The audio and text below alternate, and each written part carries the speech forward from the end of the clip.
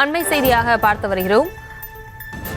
கருணை மனு மீது குடியரசுத் தலைவர் முடிவெடுத்து உத்தரவு பிறப்பித்த நிலையில் அதில் நீதிமன்றம் தலையிட முடியாது என்று சென்னை உயர்நீதிமன்றம் உத்தரவு பிறப்பித்திருக்கிறது. அது தொடர்பான அண்மை செய்தியை பார்த்து வருகிறோம்.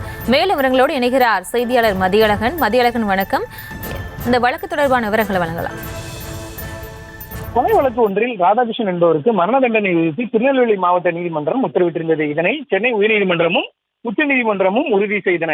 இதனையடுத்து ராதாகிருஷ்ணன் குடியரசுத் தலைவருக்கு கருணை மனு அனுப்பினார். இதனை பரிசீலித்த குடியரசுத் தலைவர் ராதாகிருஷ்ணனின் மரண தண்டனையை ஆயுள் தண்டனையாக குறைத்து சாகும் வரை சிறையில் இருக்க வேண்டும் என உத்தரவு பிறப்பித்திருந்தார். இந்நிலையில் தன்னை முன்கூட்டியே விடுதலை செய்ய கோரி ராதாகிருஷ்ணன் ஆளுநரிடம் மனு அளித்தார். அந்த மனு பரிசீலிக்கப்படாத நிலையில் சென்னை உயர்நீதிமன்றத்தில் மனு தாக்கல் செய்தார். இந்த மனு நீதிபதிகள் எஸ்.எம். சுப்பிரமணியம், எம். ஜோதிராமன் அமர்வில் விசாரணைக்கு வந்தது. அப்பொழுது ஆஜரான கூடுதல் குற்றவியல் வழக்கறிஞர் ஆர். முனிப்பராஜ், கருணை மனு மீது ஏற்கனவே குடியரசுத் தலைவர் உத்தரவு பிறப்பித்துள்ள நிலையில் ஆளுநரிடம் அளித்த மனு மீது நீதிமன்றம் எந்த உத்தரவும் பிறப்பிக்க முடியாது எனவும், மனுதாரர் வேண்டுமானால் மீண்டும் குடியரசுத் தலைவரை அணுகலாம் என்றும் கூறினார். இதனை ஏற்றுக்கொண்ட நீதிபதிகள் கருணை மனு மீது குடியரசுத் தலைவர் ஏற்கனவே முடிவெடுத்து உத்தரவு பிறப்பித்துள்ள நிலையில் அதில் நீதிமன்றம் தலையிட முடியாது என கூறி ராதாகிருஷ்ணனின் மனுவை தள்ளுபடி செய்து உத்தரவிட்டனர்.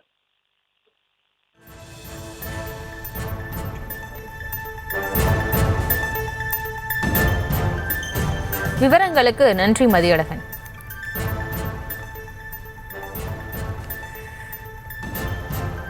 சென்னை உயர்நீதிமன்றம் ஒரு உத்தரவை பிறப்பித்திருக்கிறது.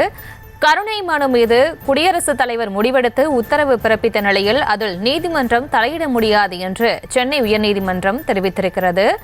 ராதாகிருஷ்ணனின் மரண தண்டனையை தொடர்ந்து ஆயுள் தண்டனையாக குடியரசுத் தலைவர் உத்தரவிட்ட நிலையில் இது தொடர்பாக முடிவெடுக்க முடியாது என்று உயர்நீதிமன்றம் உத்தரவு பிறப்பித்திருக்கிறது.